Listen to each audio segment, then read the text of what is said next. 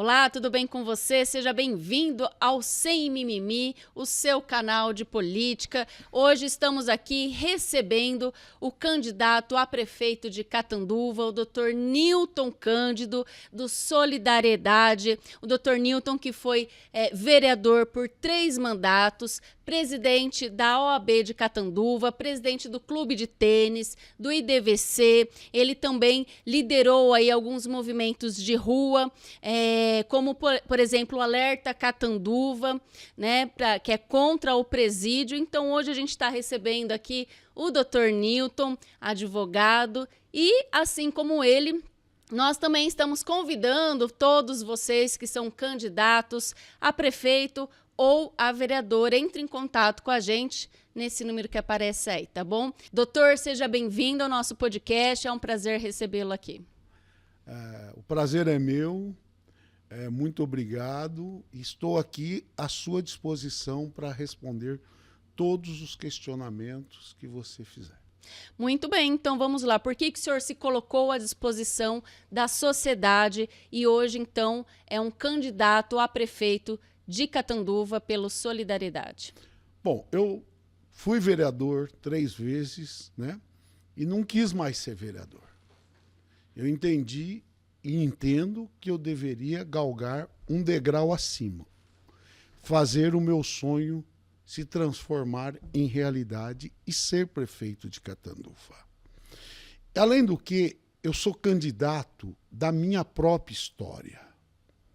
Comecei a trabalhar aos 11, a trabalhar aos 12, depois o horário foi mudado, o horário de escola. Aí, novamente, aos 15 anos, eu fui estudar à noite e tive o meu primeiro registro na carteira aos 15 anos. E, a partir daí, trabalho quase há 50 anos. 39 de advocacia, sou casado, tenho 3 filhos, os meus pais nasceram nessa cidade, os meus filhos nasceram nessa cidade, eu nasci nessa cidade e vou morrer e ser enterrado em Catanduva. Então, eu sou candidato da minha própria história. E o senhor vem de uma família simples, humilde? Sim, o meu avô era carroceiro, o meu pai é o Bié da Ford, mecânico, a minha mãe e a minha avó do lar, né? E eu, graças a Deus, me tornei um advogado bem-sucedido em razão dos ensinamentos do meu avô, o Miguel Carroceiro, e do meu pai. De lealdade, de sinceridade, de amizade, de solidariedade, de ser uma pessoa que acredita em Deus, de fé. E, além de mais, eu não esqueço do meu antepassado. Não é só por causa dos ensinamentos. Eu fiz questão, juntamente com a minha esposa, de colocar o nome do meu filho de Miguel, que é o nome do meu avô carroceiro. Então, eu sou candidato dessa história de vida, de luta, de trabalho, de defesa da cidade, de defesa da cidadania, de lutar por justiça sempre. Entre o direito e a justiça, eu sempre fiquei do lado da justiça, que são coisas bem distintas, né? E por essa razão, eu quero ser prefeito e vou ser prefeito dessa cidade. Bom, no início eu falei que o senhor foi presidente do Clube de Tênis. Fala um pouquinho dessa gestão que, por onde passa, o pessoal comenta, foi o melhor presidente que passou por ali. Eu quero dizer que Deus foi bom comigo na presidência do clube. Ele me deu uma diretoria maravilhosa no Clube de Tênis. O Conselho Fiscal do Clube de Tênis e o Conselho Deliberativo foi formado de pessoas maravilhosas. Em razão desses grupos dentro da sociedade, é que nós conseguimos fazer uma maravilhosa gestão dentro do clube. Inclusive, no meu mandato, eu acabei com a reeleição. E isso que permitiu o clube dar um salto de qualidade. Porque a reeleição é o pior que existe para a democracia. A reeleição é um câncer seja para vereador, seja para prefeito, a reeleição tem que ser banida do Brasil, urgente. E aí você pode ver os vícios que as pessoas adquirem, seja na Câmara Municipal, seja na Prefeitura, através do Executivo. Na reeleição, ele tende a aumentar. O exemplo disso, que é mais claro, é que o PT começou com o mensalão e depois desembocou no petrolão.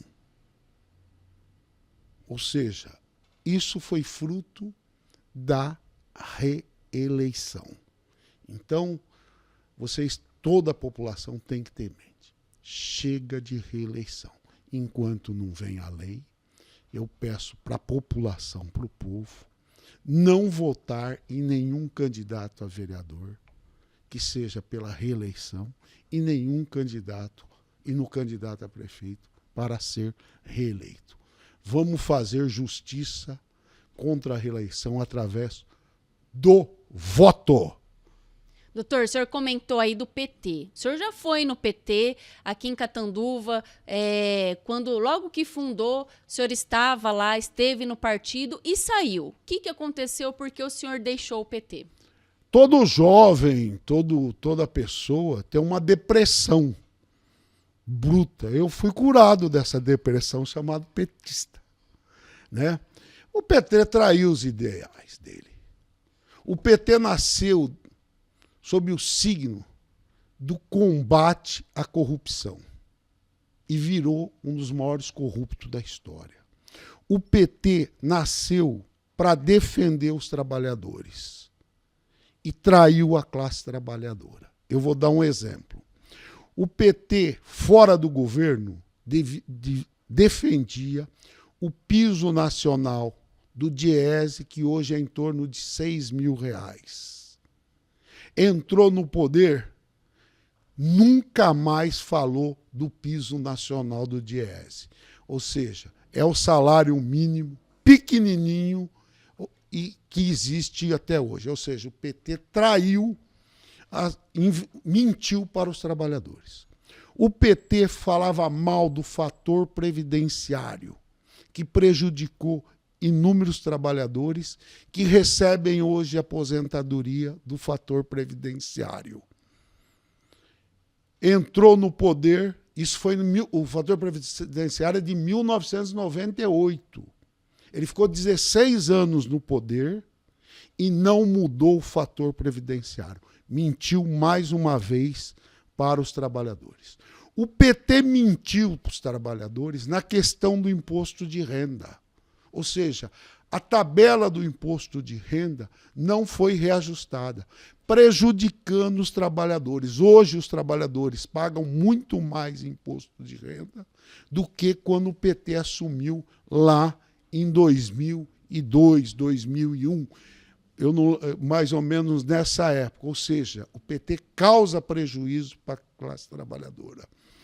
O PT falava que deixou de reajustar, de aplicar correção monetária corretamente no fundo de garantia por tempo de serviço no período em que ele governou o país. A perda, a defasagem do fundo de garantia se deu de 1999 a 2013. E o PT governou de 2001, 2002 até 2016. Ou seja, ele nunca fez nada para ajudar o trabalhador. O PT era parlamentarista. Quando ele viu a oportunidade de se transformar presidencialista, ele sentiu que ele poderia ganhar a presidência. No plebiscito entre parlamentarismo e presidencialismo, o PT apoiou o presidencialismo e deixando o parlamentarismo de lado. Ele rasgou o estatuto dele. Mas é importante salientar que eu fui do PT, mas nunca ocupei nenhum cargo no governo Félix em Catanduva. Nunca fui assessor da deputada Beth Saum. Ou seja, eu sempre vivi da advocacia, da minha empresa raiz de advocacia. Eu nunca dependi de política e muito menos de político. Eu sou um homem livre, livre para pensar, livre para agir em busca de justiça. Essa que é a grande discussão que eu coloco nesse momento. Ou seja, PT nunca me beneficiei, nem do PT, nem da deputada Berta, nem de ninguém. Eu sempre fui do meu esforço, da minha história de advocacia, graças a Deus, uma história brilhante. Eu sempre fiz um trabalho brilhante enquanto advogado. Doutor, o que aconteceu que tem alguns petistas bravos com o senhor aqui em Catanduva? Porque parece que o senhor comentou alguma coisa lá na Rádio Vox, na terça-feira que o senhor participou, e os petistas não gostaram muito. Eu fiz uma análise sociológica que lá não deu tanto tempo de explicar. Somando o papel social da pessoa, o quadro de referência da pessoa, que essa pessoa é o Lula, e o princípio de identidade de Lacan. Eu parti da análise desses três conceitos. Quando o Lula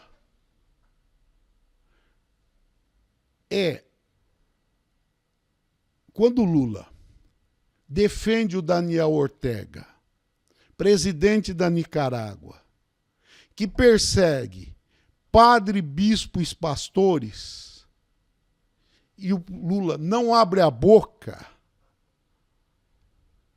ou seja, ele não tem uma atitude, ele se omite, ele fica do lado da injustiça. Em política, ou você tem atitude em defesa da justiça, ou você fica em lado da injustiça. O Daniel Ortega persegue na Nicarágua os seus opositores, além de padres, bispos e pastores. E o Lula não abre a boca. Ou seja, ele tem o Daniel Ortega da Nicarágua como um político de estimação. Quando ele tem esse político de estimação e se omite, é por questão do princípio de identidade. Ele não exerce o papel social que ele deveria exercer. Ele não exerce aquela luta que ele tinha no passado em defesa da justiça. Ele fica do lado da injustiça. Quando Putin agride a oposição, prende opositores, invade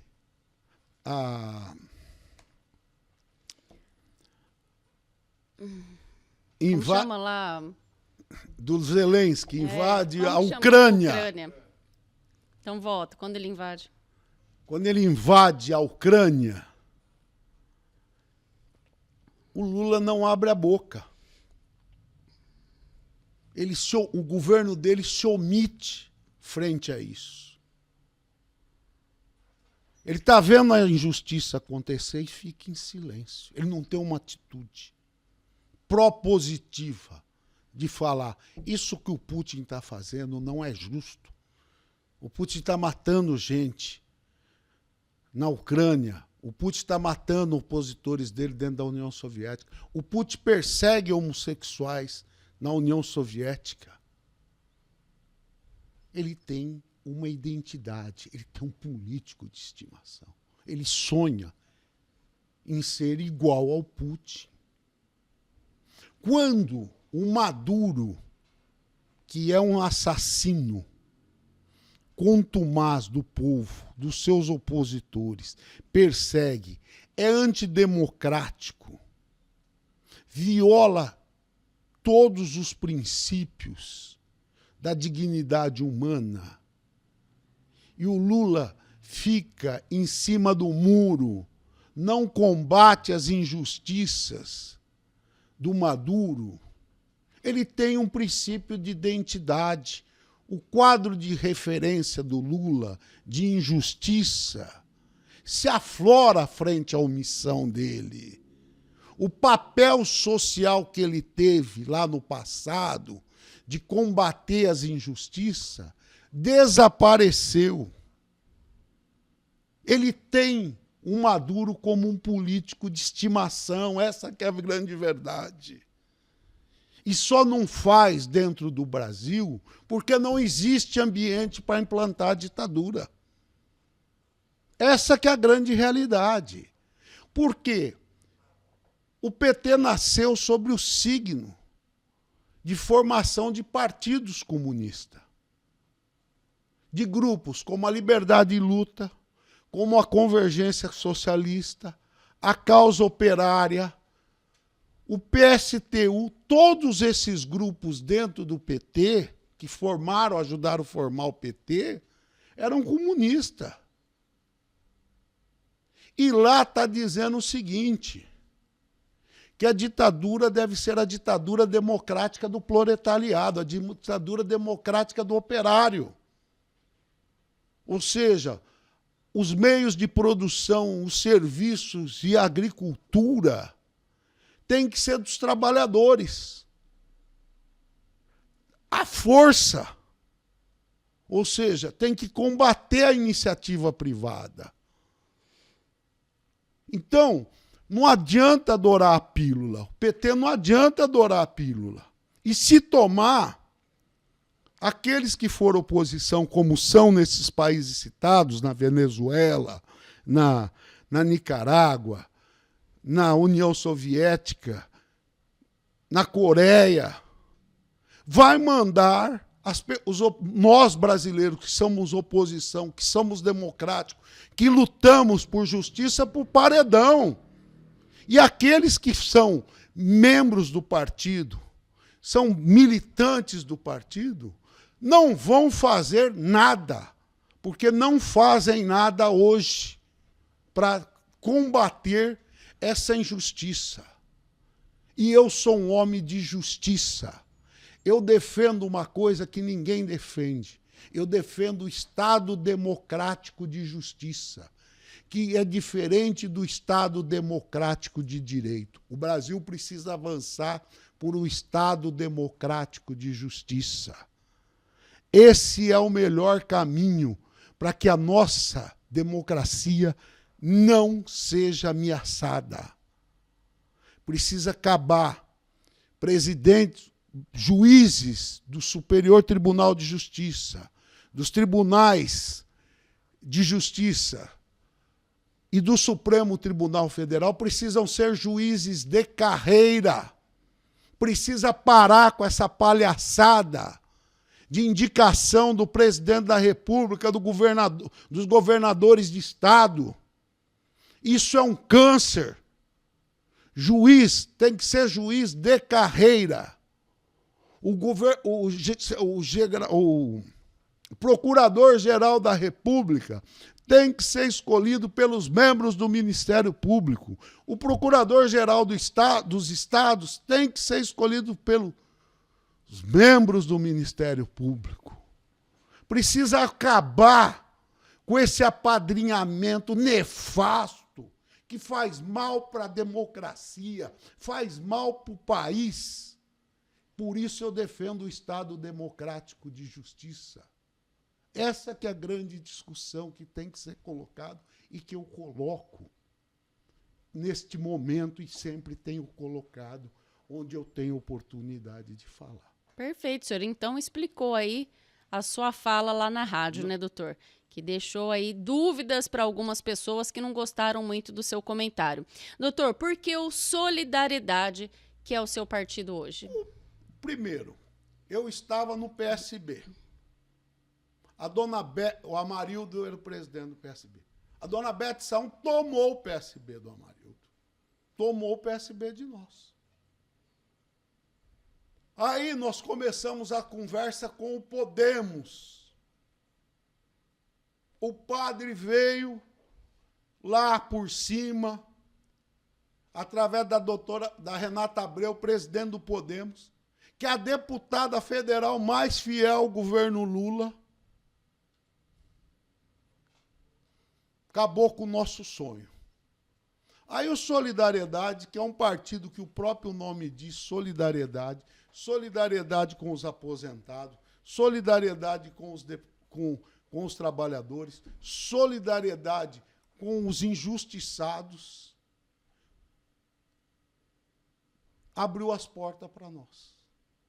E eu entrei no Solidariedade, que está de portas abertas. Que é um partido de centro. O Solidariedade é um partido de centro e independente. E sério, porque todo mundo quis tomar o Solidariedade da minha pessoa. E a executiva de São Paulo não deixou. E o Solidariedade está sozinho, o senhor não se coligou com outros partidos. Quero dizer uma coisa assim. O Solidariedade não coligou com nenhum partido, porque não quis coligar com nenhum partido. Porque coligação é negócio, é toma lá da cá. Sempre no Brasil foi isso. Sempre coligação é negócio de cargo, é negócio de dinheiro. Coligação partidária é isso. E eu não quis coligar com ninguém e nem com a minha chapa de vereadores. Eu quis ser um homem livre. Eu estou livre para pensar e para agir enquanto prefeito, sem nenhuma amarra com ninguém. Quero repetir. O Solidariedade não faz coligação, porque coligação é negócio. Eu não quero negócio com ninguém. Eu quero ser um homem para montar uma equipe de secretário e diretor técnica, de pessoas da minha confiança. Essa que é a discussão que o povo tem que saber. Coligação é negócio. Sempre no Brasil foi negócio. Então, na minha chapa de vereadores, quero repetir, não tem nenhum vereador da atual legislatura. Nenhum vereador da atual legislatura tem na minha chapa de vereadores. Foi opção nossa, da executiva, não formar uma chapa de vereadores sem vereadores da atual legislatura. Que são muito ruins, né? Diga-se de passagem. Muito ruim mesmo. Então o senhor quer começar livre, sem prometer cargo para ninguém? Não, ninguém. Escolher pessoas técnicas. Esse que é o caminho. É isso que a pessoa precisa entender. Por isso que eu sou o candidato diferente. É isso que as pessoas têm que entender. Doutor, fala um pouquinho também da sua campanha, como que tem sido. Eu vejo bastante uma movimentação grande na internet. O senhor posta muito vídeo, tem posicionamento firme sobre vários assuntos, está sempre ali se posicionando na internet, com vídeos, com opiniões. Como que tem sido a sua campanha e como que as pessoas estão te recebendo? Dessa maneira, as pessoas estão me recebendo bem. É uma campanha barata. Essa que é a realidade. O custo de você votar em quem faz uma campanha cara, ele vai ter um custo lá na frente. Ele vai ter um custo. Então, minha campanha é uma campanha simples, é uma campanha de redes sociais, que faço comentário de posicionamento. E é por isso que o senhor não tem um comitê, por exemplo? Não tem um comitê. Comitê para quê? Para aglomeração? Para as pessoas ficarem lá trocando figurinha, vendo o que é melhor para eles, melhor para todo mundo?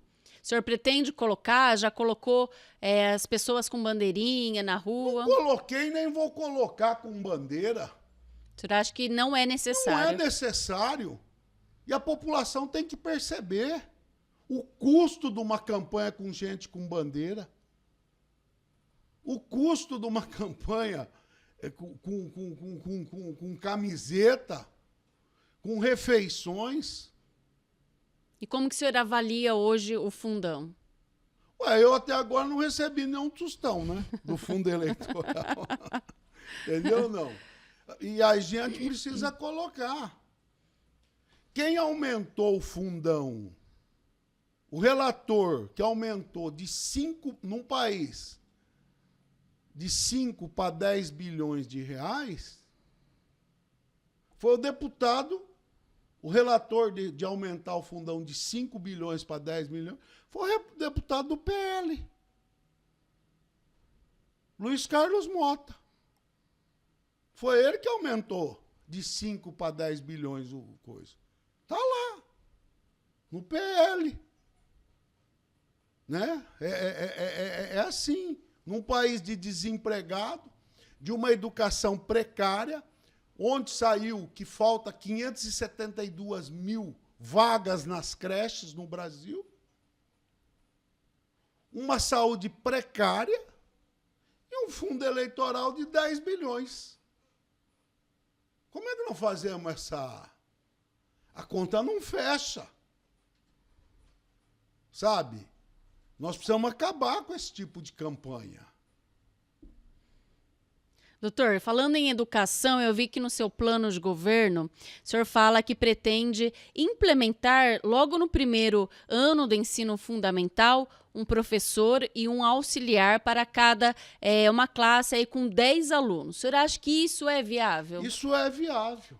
É só economizar as coisas. E a economia vai ser em outras coisas. A escola precisa ter acolhimento. A escola, o professor da escola pública precisa ensinar os 10 mandamentos para a criança. Precisa te ensinar que tem que amar a Deus, que tem que amar ao próximo, que tem que respeitar a professora, que tem que respeitar pai e mãe, que tem que honrar pai e mãe. Que não, essas coisas que são fundamentais, que as crianças precisam ter. Essa é a educação que a criança precisa ter. E para você ter esse tipo de educação, você precisa inovar. Porque o Brasil, em 2018, que o PT sempre defendeu a educação, disse que sempre era campeão em educação, chegou até a dizer que era a pátria educadora, mas depois o PT caiu na real, virou pátria deseducadora, tem a pior educação do mundo. Entre 65 países, nós ficamos em 53º. Só que os gastos com educação, nós ficamos colocados em 30º lugar. Então, o Brasil teria, no mínimo, ter ficado em 30º lugar. Então, nós temos a pior educação do mundo entre 65 países. Foi no PISA de 2018. Quem governou o país? O Temer em 2017, o restante para trás, e educação é uma coisa de longo prazo, de 10 anos, foi o governo do PT. Foram incompetentes. O governo do PT foi incompetente com a educação. Isso é dados do PISA de 2018. Não é o doutor Newton Cândido que está falando. Tem a pior educação do mundo. É isso que nós precisamos relatar para as pessoas. E quando você não tem educação, o fruto dela é aumento da violência contra a mulher. Quando você não tem uma educação de qualidade, é o aumento de uso de usuário de droga. Quando você não tem educação, é o aumento da violência. Então, a minha proposta de 10 alunos por sala de aula é uma proposta inovadora. Assim como acontece nas escolas particulares. Entendeu ou não? Então, na realidade, nós precisamos mudar, nós precisamos exigir que os serviços públicos sejam de qualidade. Você da periferia, você paga imposto no cigarro, na cerveja, na gasolina, no celular, na roupa que você compra, na carne. E nunca ninguém fez nada para você aí não, viu?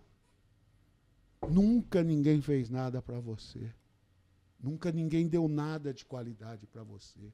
A tua educação dos seus filhos é uma porcaria.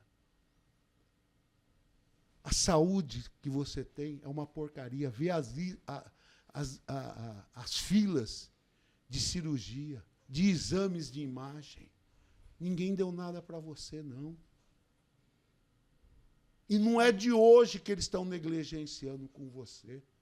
É todos os partidos, hein? Todos os partidos e todos os políticos dão educação ruim para você, saúde ruim para você, aí da periferia. Quem tem saúde boa, quem tem plano de saúde. Você paga impostos caríssimos e não tem nada. Tudo que o Estado dá é uma porcaria. Doutor, falando em saúde, a gente vê aqui em Catanduva, por exemplo, ainda tem muita reclamação dos usuários do SUS, que tem que enfrentar filas enormes numa UBS, na UPA, pegar remédio, que sempre falta medicamento. Outro problema que a gente viu, principalmente em 2024, foi que Catanduva ela se destacou no Noroeste Paulista como a segunda cidade com mais casos de morte por dengue. Já são 10 casos na cidade. São José do Rio Preto, que é uma cidade bem maior, foi registrado apenas 6 mortes. Catanduva, 10. Né? E só perde para Votuporanga, que são 11. Como que o senhor analisa isso e como mudar? Incompetência. Incompetência. Como é que vai mudar? Educando. Eu não tenho que fazer propaganda da obra, do asfalto, da lombada. Eu tenho que ensinar para a criança e colocar na cabeça dela e massificar na cabeça das crianças e da população medidas preventivas contra a dengue. Massificar. Ou seja, a cidade inteira, você tem que explicar que a cidade inteira tem que saber decor e salteado, que ele pode jogar uma borra de café no coiso, que ele pode jogar um pouco de detergente, que ele pode jogar sal para combater a dengue. Ou seja, você tem que ensinar, você não tem educação. E agora tem aí outras variantes da dengue que estão matando. Não tem, a gente tem que educar, é uma sequência. O governo Vignoli tinha sido já péssimo na questão da dengue. Tinha corrido mortes, também foi campeão nacional de mortes. Agora, o governo do padre também campeão nacional. Onde está o Vignoli? Do lado do padre. Do lado do padre. Bom, doutor, o senhor é um homem de cultura, gosta de carnaval, de teatro.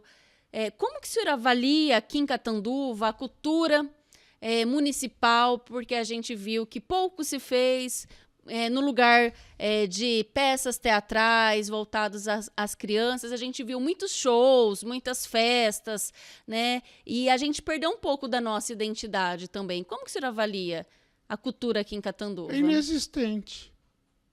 Cultura é aquilo que se transmite de geração para geração, que passa de geração para geração, e a gente tem que pegar o que existe. Ou seja, você tem que ter sensibilidade e fazer uma cultura popular. Seja com a música caipira, seja com a música gospel, seja com o rapper, seja com o samba, seja com o rock, seja com coral, de igreja ou não. Ou seja, você precisa... Todo movimento de teatro, de qualquer manifestação popular que você pode tornar ele uma participação popular, você deve incentivar. Seja na escola, seja na rua, seja nas festas juninas, seja no carnavais. Como é que você controla? Eu sou do tempo que tinha 10 escolas de samba e cada escola de samba tinha 30 batuqueiros. Ou seja, todo mundo sabia tocar um instrumento musical. Hoje, se você montar uma escola de samba, você não consegue. Não é 300 que tinha. E Catanduva tinha 50 mil habitantes. Você não consegue 30. Você precisa começar a incentivar as pessoas a aprender instrumento, a aprender música. E Catanduva já foi um destaque nacional pelo carnaval. Nós tínhamos também essa identidade, Catanduva, terra do carnaval. Catanduva também tinha a identidade também por ser a terra da laranja, a terra do café, a terra do ventilador, até a terra do toldo. Né? Então, nós fomos perdendo as nossas identidades. E aí a gente, por muito tempo, falou-se cidade feitiço. E agora o atual prefeito tirou o feitiço e deixou fraterna. Catanduva, cidade fraterna. Como o senhor vê tudo isso? Só se for para os amigos dele que é fraterna, né? Por exemplo, aqui, né, a mulher de um candidato a vereador pegou, segundo, 90 mil reais para fazer um evento. Quantas pessoas foram? Quantos espectadores tiveram? Saiu alguma crítica no jornal dizendo, olha, foi excelente? Quantos empregos diretos gerou? Essas perguntas. Eu não estou dizendo que houve corrupção, não é nada disso. As pessoas não sabem fazer um edital. Com 90 mil, você contrata 10 bandas de rock. Mas, não só, 10 grupos de samba. Cada um cobra 3 mil reais, tudo. E contrata 10 cantores de gospel, rappers, né? Tudo isso aí. Ou seja, de cara, você pode gerar 60 empregos diretos. E aí tem os indiretos. Sabe? Você precisa sentir o que é que as pessoas estão fazendo. Mas eu entendo também que o turismo nosso, além da cultura, que é algo que precisa ser... A pessoa precisa ter educação para poder apreciar a cultura. Vamos deixar bem claro. O povo que não tem educação não pode apreciar a cultura. Então, nós precisamos ter um olhar para a cultura, para que a cultura chegue no povo. É um processo inverso. Mas o turismo esportivo. Eu quero falar do turismo esportivo. O padre gastou 1.100.000, eu vou colocar 100 porque tem a ver a reforma numa piscina do conjunto esportivo que ele não concluiu. Ele podia fazer 15 piscinas de 12 por 6, instaladas, piscina de fibra, que teria um efeito muito maior para a população. E já estaria entregue para a população. Já estaria entregue para a população, que levou 4 anos para fazer essa piscina. Ô, Nilton, você está inventando história? Não, não estou inventando, não. Há 60 anos atrás, em Catanduva tinha 3 parques infantis. O da Rua Municipal, aqui no Higienópolis. O do São Francisco, na São Luís, Capiauí. E o da Vila Santo Antônio, atrás da Escola Antônio Maximiliano, que está lá até hoje. Como funciona esse? Esse da Rua Municipal.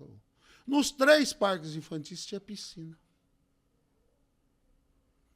Nos 3, há 60 anos atrás. Teve alguém que teve uma visão de construir parques infantis para as pessoas humildes.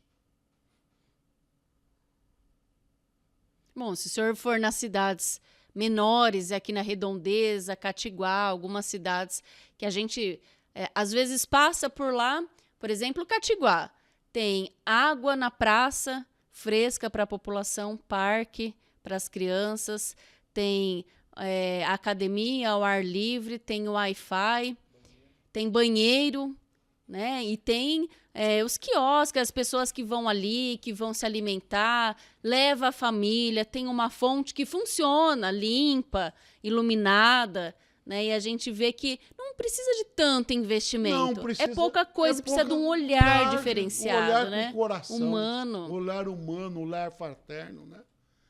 E assim, dentro do projeto de turismo, a única coisa que, para Catanduva virar o que ela tem de turismo, ou seja, as telas do Benedito Calixto na igreja, o museu da pinga, lá o Sim, Santo da Mário, cachaça. da cachaça. Tem né? o turismo rural no quilômetro 7. Tem o turismo rural. E nós temos que acoplar isso. E tem também do Rio São Domingos. Sim.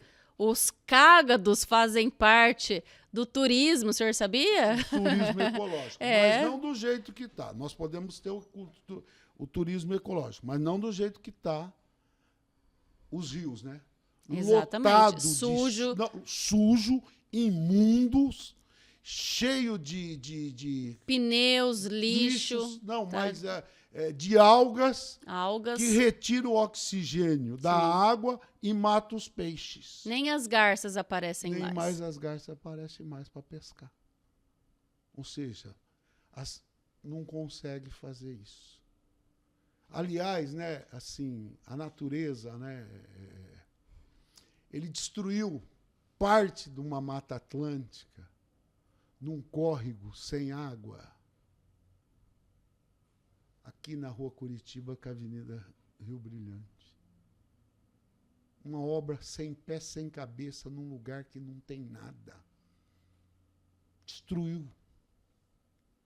Agora essa questão. Catanduva caiu no selo azul. Mas eu quero voltar. Catanduva precisa agregar ao turismo ecológico, cultural, né? Precisa agregar o turismo esportivo. Se você faz um campeonato de natação de idoso, você enche a cidade.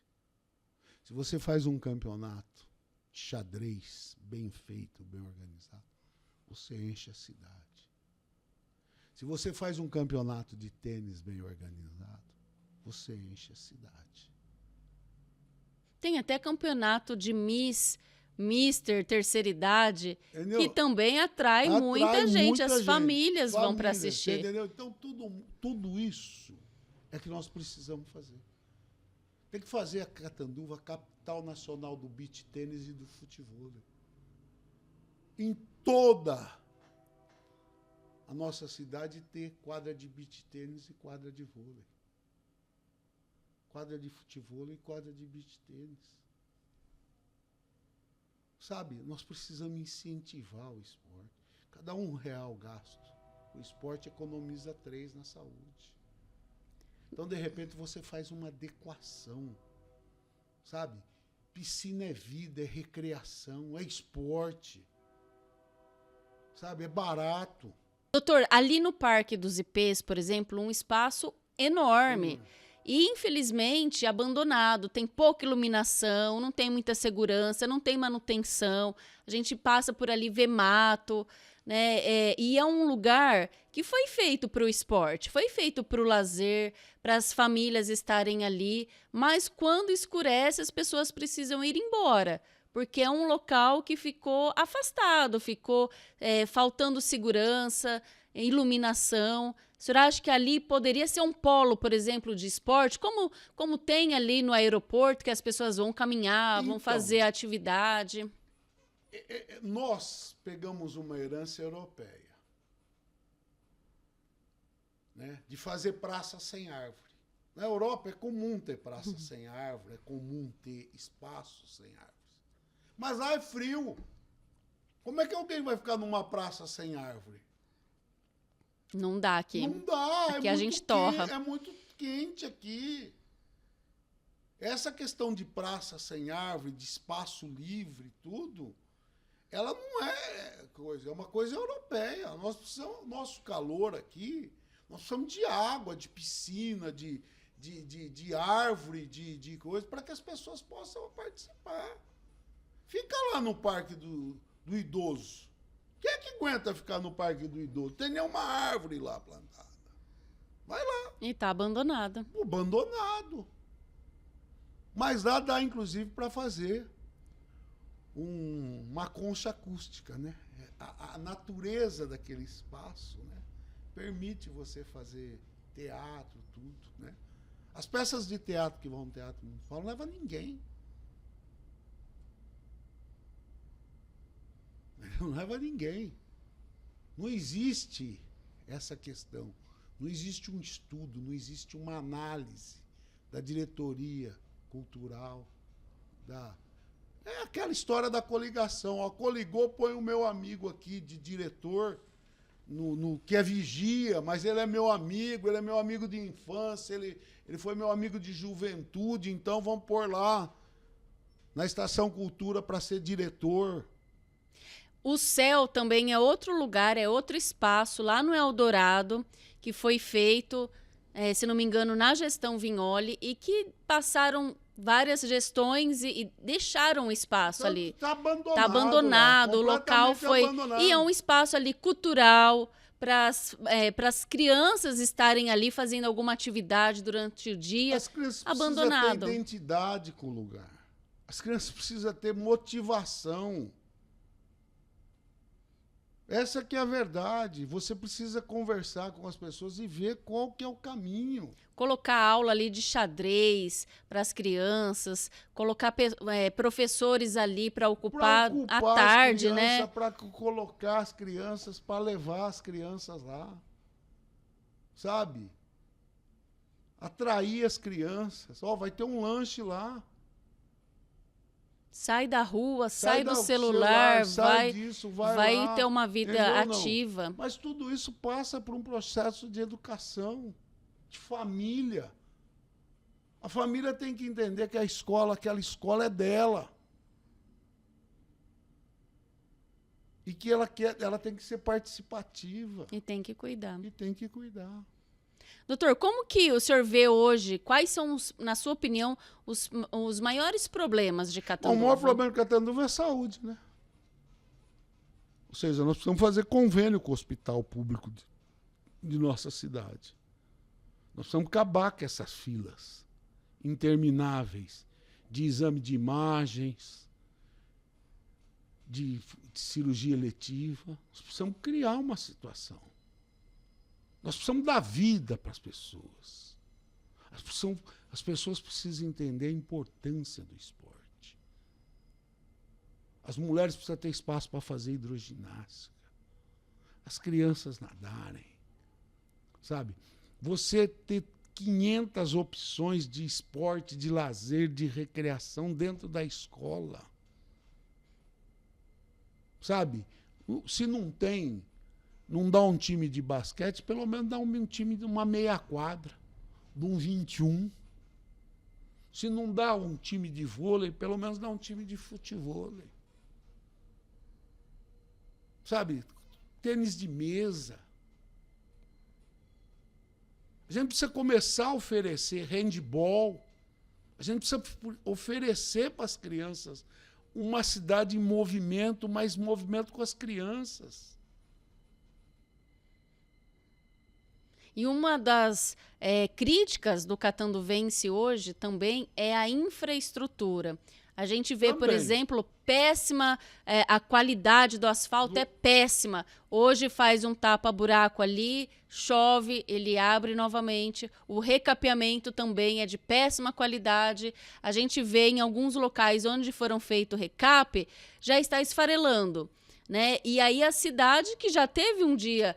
a fama de Buracanduva, outra identidade aí de Catanduva, né? Buracanduva. E a gente vê que em vários lugares, e nem precisa ir muito longe, nem precisa ir nos bairros, no centro da cidade a gente vê buracos aqui próximo, aqui como o senhor mencionou aqui na Rua São Paulo com a Curitiba, tem um Curitiba buraco tem um ali, faz tempo. que Vamos, existe lá. vamos levar um bolo, Então, cantar vamos levar parabéns. Um bolo e levar parabéns. Ou seja, é só buraco para essa cidade. E a gente vê que o padre, o prefeito, ele tem colocado nas mídias, colocado nas redes sociais que a cidade está pavimentada em todos os lugares, vários bairros que gastou-se muito com pavimentação, com recuperação asfáltica, mas não é isso que o catanduvense vem sentindo, principalmente o carro, né? Que a gente vê como que o carro está sofrendo aí. Isso, né? A gente precisa entender que não adianta.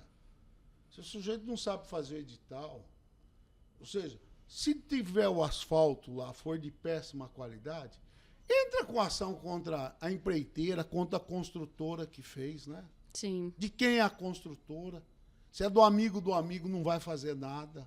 A gente tem visto inúmeras ruas que nem recapeamento tem. São ainda não tem asfalto, é de terra. Vários lugares, terra. Não é questão de vários lugares. Catanduva, com o tamanho da SAEC, nós temos vários bairros que não tem saneamento básico. Exatamente. A falta de saneamento básico, ele gera uma saúde de péssima qualidade. E se essas pessoas não têm saneamento básico, não tem água encanada. Loteamento de chácara, Loteamento de chácara, lá do Alvorada, são vários bairros na cidade. Né? Coqueiros. Quilômetro 7. Quilômetro 7. Estância dos Executivos. Xangri-Lá. Alvorada. Né? São vários. Se eu não me engano, são 8. Entendeu? 6 ou 8. Entendeu? Não é possível com essa estrutura da SAEC. E continua assim. Só falar um negócio. A SAEC um dia deu um superávit de 12 milhões de reais. Quanto anda o superávit da SAEC? Conta pra gente aqui. Ô, seu Cláudio Romagnoli, o senhor que é o vice da cidade, né? Que não sai da SAEC, né? Que é o fim do mundo, né? Um sujeito que não tem um cargo na cidade, que é vice-prefeito, fica dentro da SAEC, né? Ele quem responde pela SAEC. Ele quem responde pela SAEC. Conta para nós qual foi o superávit de todos esses anos. Vou falar, hein? Há 8 anos atrás, ela deu um superávit de 12 milhões. Essa é uma Conta aqui. Essa Conta é uma aqui pergunta pra nós. que a gente... Eu tô perguntando, eu não tô acusando nada, não. É uma pergunta que a gente gostaria realmente de ter a resposta, porque recentemente, há uns meses atrás, se eu não me engano, 2 meses atrás, teve a audiência pública, né, das finanças e esteve presente o representante do IMES, representante do IPMC, porém não foi ninguém da SAEC, das autarquias, né? Então a autarquia da SAEC não teve um representante e os vereadores ali no momento não puderam fazer perguntas e saber se teve o saldo da SAEC, se está positivo, se está negativo, né? Então isso não foi respondido. Então a gente ainda fica nesse questionamento. Exatamente.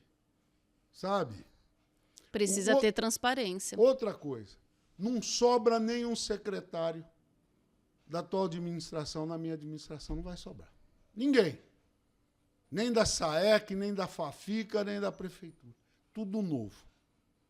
Vamos usar os cargos, os servidores públicos? Vamos usar os servidores públicos competentes, com boa formação, porque eu não tenho coligação para ficar fazendo apadrinhamento, negócio. Então não vai sobrar ninguém. Todo mundo fora.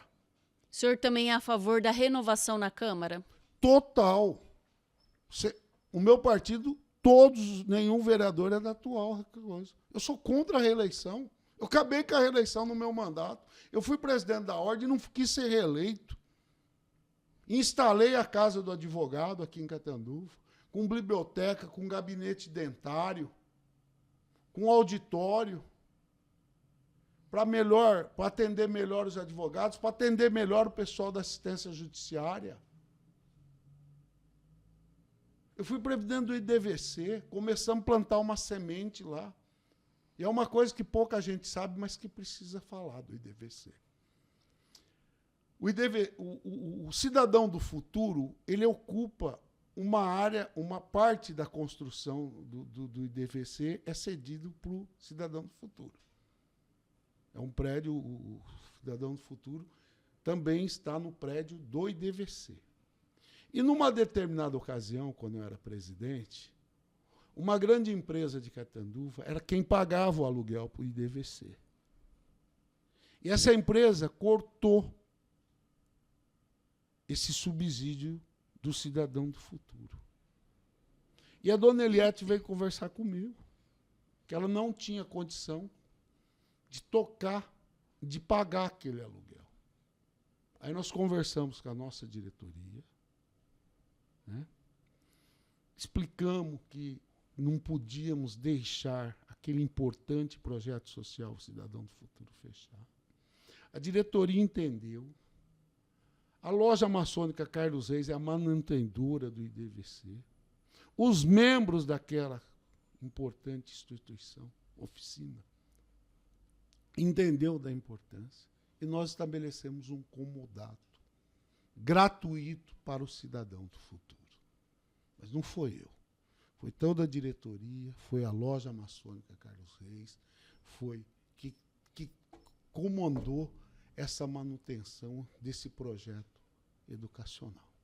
E hoje a instituição é ali no IDVC. Continua lá no IDVC. Tudo como era.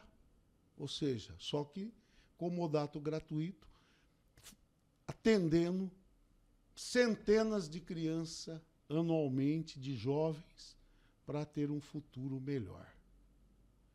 Então, assim, do Alerta Catanduva, que eu fui líder, que queriam estabelecer o presídio aqui na nossa cidade, unidade, né? Que nós fizemos uma campanha vitoriosa em defesa, né? Quando o Geraldo Vignoli aumentou o esgoto, né? Que está culpado o Geraldo Vignoli, né? De 80% para 100%, né? E começou um decreto estranhíssimo de querer privatizar a SAEC. Nós estivemos lá, se posicionando contra a privatização da SAEC. Em todos os lugares do mundo, que seja claro isso, que privatizou o sistema de água, a qualidade da água caiu e o preço virou absurdo. A SAEC não é barata, mas é mais barata do que onde a Sabesp tem. A Sabesp é muito mais cara que a SAEC, o metro cúbico. Entendeu ou não? Então, na realidade, essas coisas que precisam deixar bem claro. Ou seja, eu sempre tive em defesa da cidadania, eu sempre tive em defesa da cidade, lutando por justiça. E o senhor não ostentou nenhum prêmio de melhor gestão? Nunca. Não. O que o senhor acha desse prêmio que o padre está ostentando, falando que ele tem a melhor gestão do estado de São Paulo? Na realidade, o padre, o IDH, deixa eu explicar para as pessoas, é o Índice de Desenvolvimento Humano, que é um índice estabelecido pela ONU. Catanduva não está nem entre as 50 melhores cidades. A primeira é São Caetano. Vou avisar o padre e a população de Catanduva. Agora criaram um outro índice. O IDS. O IDS, que é um índice feito por um grupo de empresários, de grandes empresários, para avaliar a cidade, que também tem uma qualidade. Catanduva também não está entre as 50 melhores cidades. Esse prêmio lá da afiliada da Rede Bandeirantes não foi reconhecido por nenhum outro órgão importante e nenhum organismo internacional importante para chancelar esse prêmio. Educação. Perdemos uma verba do MEC de 1,5 milhão. As notas do IDEB não foram essas coisas, mas perdemos 1,5 milhão em educação. Saúde. Reclamação geral da população da saúde de Catanduva. Reclamação geral da população de Catanduva. Infraestrutura. Reclamação geral da péssima qualidade do asfalto e mesmo do recap novo. Mobilidade urbana, zero. Aliás, o que eu quero falar de mobilidade urbana, o maior projeto de mobilidade urbana que Catanduva poderia ter é a retirada dos trilhos da FEPASA, da Rumo, do centro da cidade. Esse seria o maior projeto, porque na linha de trem poderia ser feita uma grande avenida e fazer 1001 ligações com os bairros. Descer a Rio Brilhante, paralelo ao Acapulco, e já sair lá embaixo, na rodoviária, fazer outras intervenções lá no Bom Pastor, no Solo, descer por todas as regiões. Esse era o maior projeto. E tem 2 culpados nesse projeto de não retirada do trilho. Um se chama Padre Oswaldo e o outro se chama PT. Por que o PT? Porque o governo Bolsonaro fez um contrato com a Rumo de concessão de 30 anos, onde estava estabelecida a retirada dos trens do centro da cidade. E o PT, que está no governo, não faz cumprir aquele contrato. Ele não faz cumprir aquele contrato. Não é, o padre não tem competência para dizer, não vou deixar tirar os trilhos. Ele não tem essa competência. O contrato de concessão é entre a Rumo e o governo federal. Quem tem que ir na justiça e estabelecer, eu quero o cumprimento desse contrato que foi assinado, é o PT. O padre deu vazão para uma conversa errada de não retirada dos trilhos da cidade. Mas o PT está sendo fiador dessa conversa em Brasília. Vamos deixar bem claro isso. O contrato é entre a Rumo e o governo federal, meu Deus do céu. E teve recentemente a audiência pública aqui. Mas não tem que ter audiência nenhuma. E que foi presidida pela Beth. O PT não, a Beth não tem que fazer isso. Ela tem que ir lá em Brasília, ir no procurador-geral, no advogado-geral da União e exigir esse cumprimento. É isso que a dona Beth tem que ir fazer. Que conversa é essa? Engana quem que essas audiências públicas? O contrato é entre a Rumo e o governo federal, dona Beth.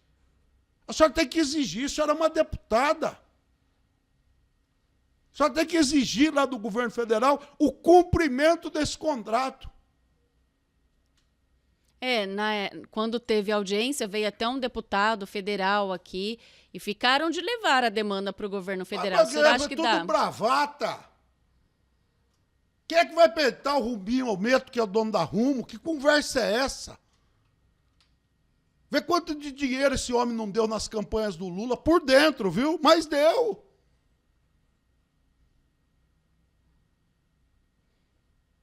Vamos parar de brincar, né? Engana quem? Desmente eu que o contrato não é entre o governo federal e quanto que foi feito no governo Jair Bolsonaro que está previsto lá. O padre não tem essa competência.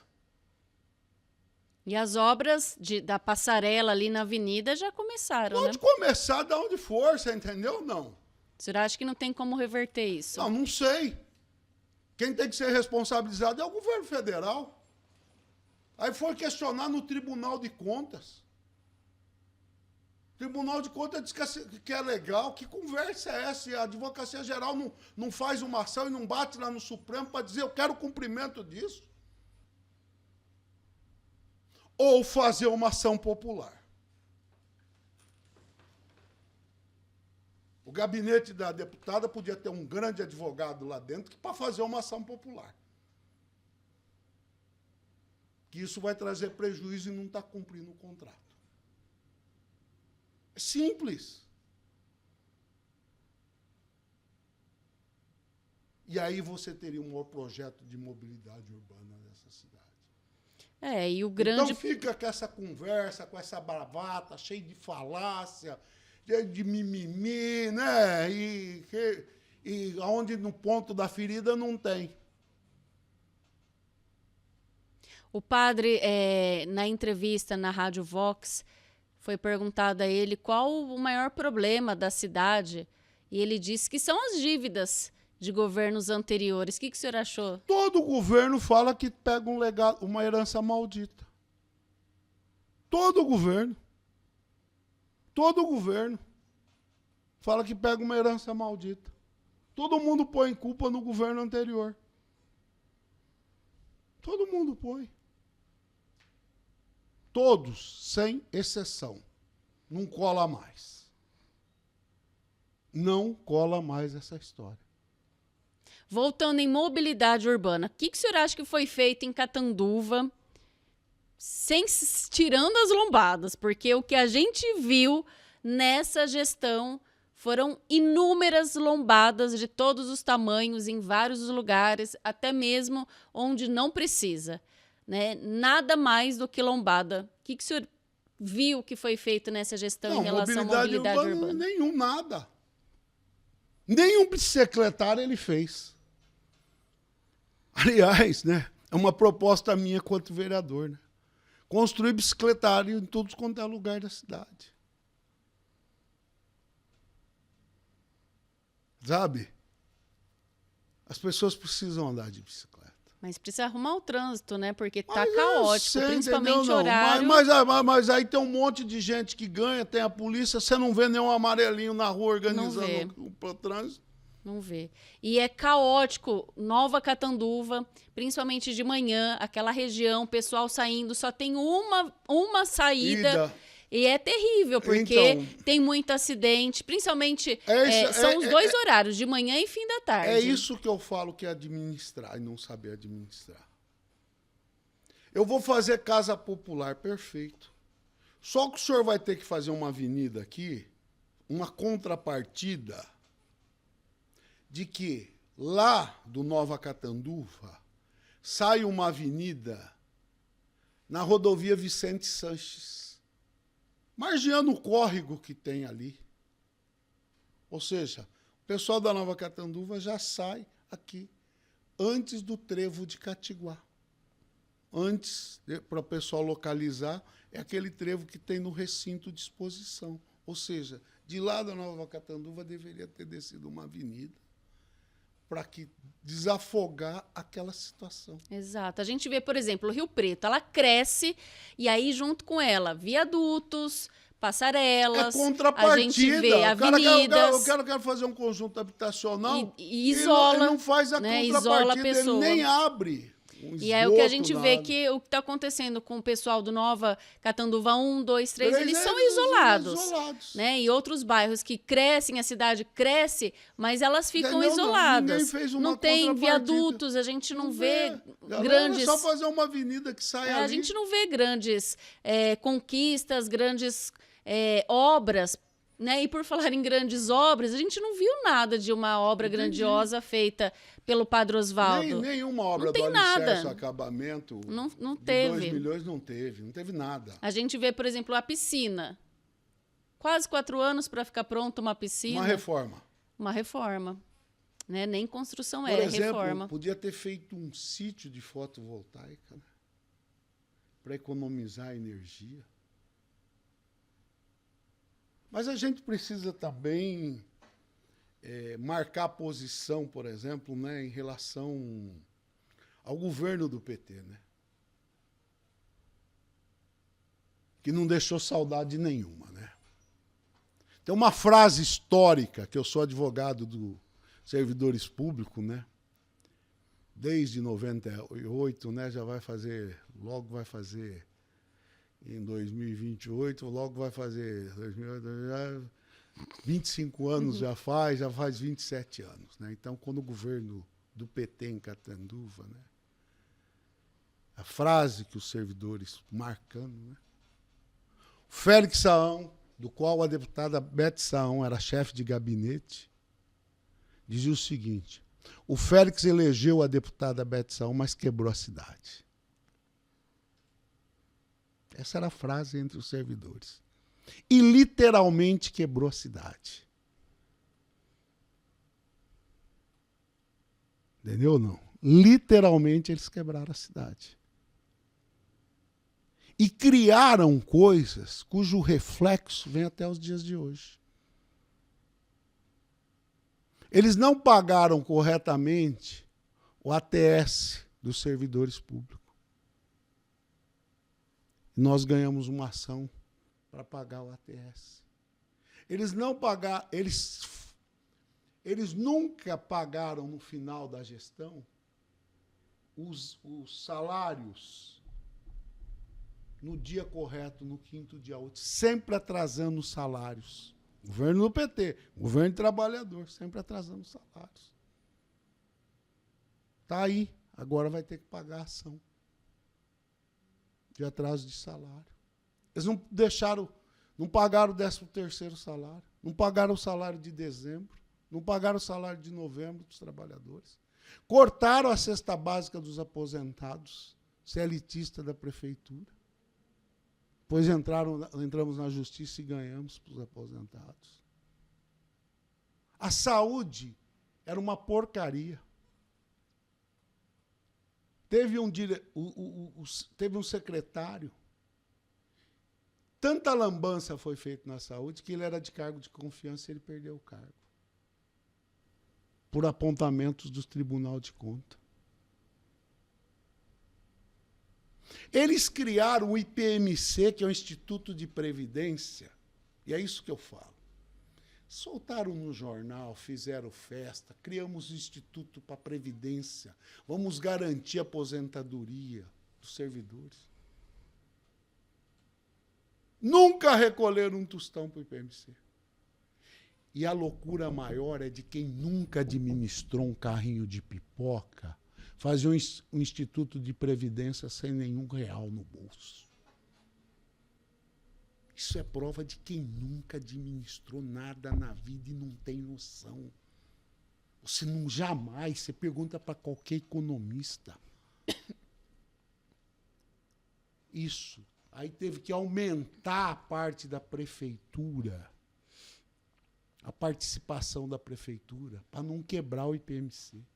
Enquanto no INSS era 20.008, a prefeitura chegou a pagar 40% da parte.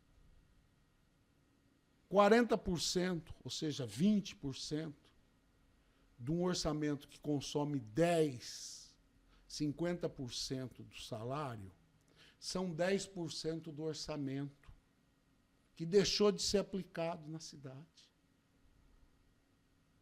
Foram 8 anos de 10%, vamos colocar 8% do orçamento hoje. O orçamento hoje vai ser realizado de 800 milhões, são 64 milhões por ano.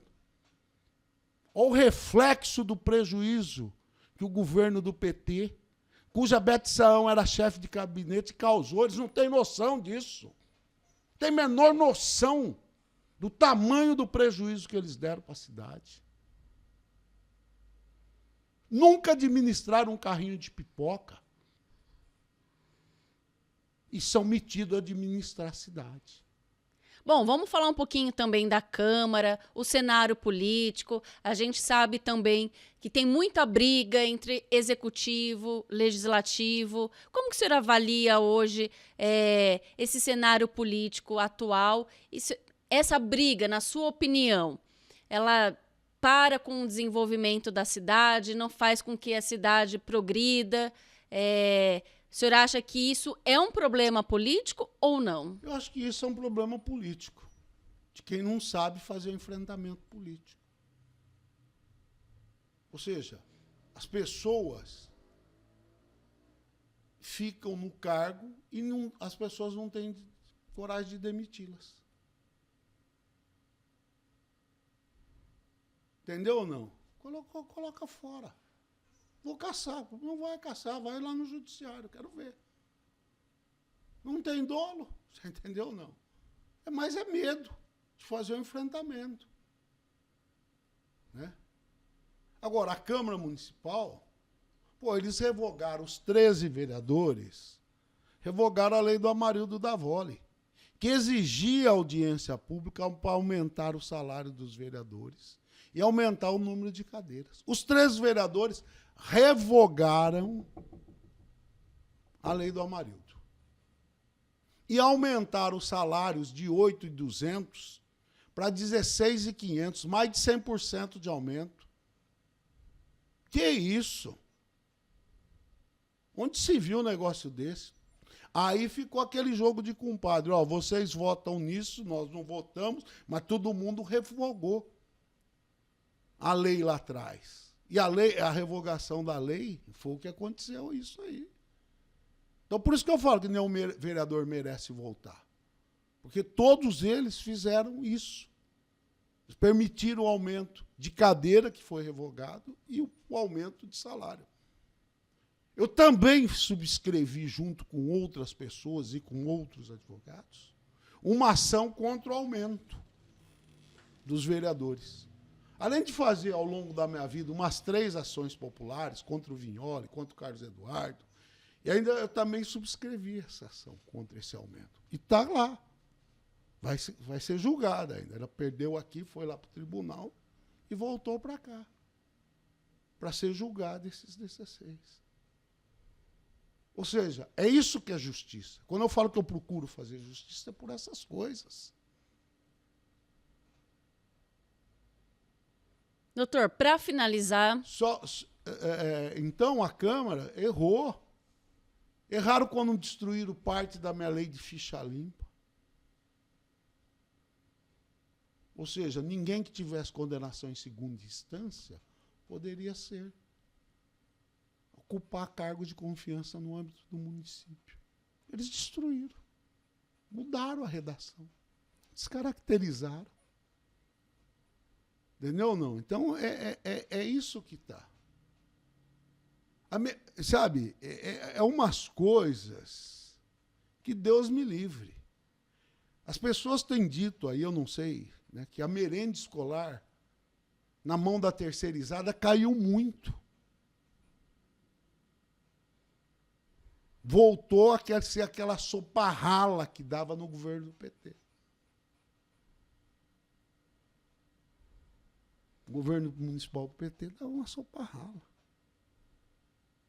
para as crianças. E agora também, pelo menos é o que tem relatado. Doutor, a gente já está aqui faz quase 1h30 de entrevista, né? E tem bastante assunto ainda, mas vamos finalizar, vamos falar sobre o loteamento Bom Pastor. O padre, quando ele se elegeu em 2020, ele teve o voto dessas famílias, mais de 2.000 famílias, que acreditaram que ele entrando na prefeitura, ele conseguiria a liberação, conseguiria tirar do papel. E aí agora, ao ser questionado, ele fala que está tudo liberado na Grapoab, no cartório de imóveis. Foi registrado no cartório de imóveis? Ele diz que está tudo foi ok. Registrado? Eu acho que ainda não conseguiu ser registrado. Lógico que não. Porque tem uma ação civil pública que não permite o registro. Exato. E essa semana, esse mês, dia 26 de julho, teve uma decisão do Tribunal de Justiça de São Paulo, dizendo que o loteamento é irregular, que tem o ilícito, que aquelas pessoas são consumidoras. Ação do Ministério Público. Ele perdeu mais uma. Quer dizer, está irregular. A única saída que tem desse loteamento é o seguinte: vamos ser honestos. E o padre tem que contar essa história dessa decisão do dia de 26 de julho, que foi publicada no Jornal Regional. Ele tem que contar isso para as pessoas. Entendeu? Não, tem que contar. É desapropriar o loteamento. A prefeitura desapropriar. Devolver o dinheiro para essas famílias. A partir daí, fazer um trabalho e vender lotes e explicar para as pessoas. Você vai dar uma entrada X, mas você vai precisar pagar a infraestrutura, porque a prefeitura não pode pagar a infraestrutura para você. E devolver o dinheiro e fazer para quem realmente precisa. Porque tem um monte de gente que tem 2 lotes, tem um monte de gente que tem casa. Já começou errado. Já começou errado. E devolveu o dinheiro para essas famílias. E muita gente que comprou aquele loteamento não entrou no conjunto habitacional por conta do sonho da casa própria. E esse sonho não vai se realizar. O andar da carruagem não vai. Esse ilícito... Você acha que ele vai terminar o ano, terminar o mandato e não vai conseguir entregar? Acabou de ser julgado agora. Eles vão ter que entrar com agravo de instrumento lá no Superior Tribunal de Justiça. Isso se caracteriza como crime, estelionato? Eu entendo que sim. Eu entendo que loteamento irregular é crime. E dependendo do andar da carruagem, pode ser reaberta uma nova investigação criminal. É isso que as pessoas têm que entender. É isso que tem que falar para as pessoas. Porque eu acho que agora, mês que vem, setembro, que já termina até a SEI do loteamento Bom Pastor, que eles já vão entregar... Mas o problema do loteamento Bom Pastor é que, na realidade, assim, ela está amarrada por conta de que não pode, a justiça não permite que, a abertura dos números do quadro financeiro. Para onde foi esse dinheiro da associação, para onde não foi? Não permite que seja divulgado. A SEI não conseguiu esse intuito, né? Então, é uma coisa triste. Doutor, vamos finalizar. Deixe uma mensagem aí para os seus eleitores, para o pessoal de Catanduva, e deixa seu número e pede voto. Aproveita que esse é o momento. Não, eu não vou. Eu vou só falar para o pessoal de Catanduva o seguinte. Eu nasci nessa cidade, os meus pais nasceram nessa cidade. Eu sou registrado desde jovem nessa cidade. Fiz inúmeros trabalhos voluntários em defesa da cidadania, em defesa da cidade. Essas qualidades que eu tenho, de ter curso superior, de ser empresário raiz, de viver de empresa, de não ser herdeiro, de ser cristão, de ser casado, de ter 3 filhos. Esses requisitos que eu tenho, sempre um ou outro dos meus concorrentes falham. Eles não têm esse conjunto que eu tenho. Além do que, eu não fiz coligação.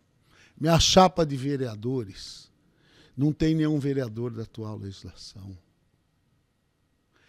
Eu administrei várias instituições e sei administrar. Eu tenho conhecimento de direito administrativo, de direito constitucional. Eu sei as regras que são estabelecidas para o bom andamento do município. Eu sei fazer uma licitação. Eu sei como, quando o edital vem viciado. Ou seja, eu sou um homem preparado.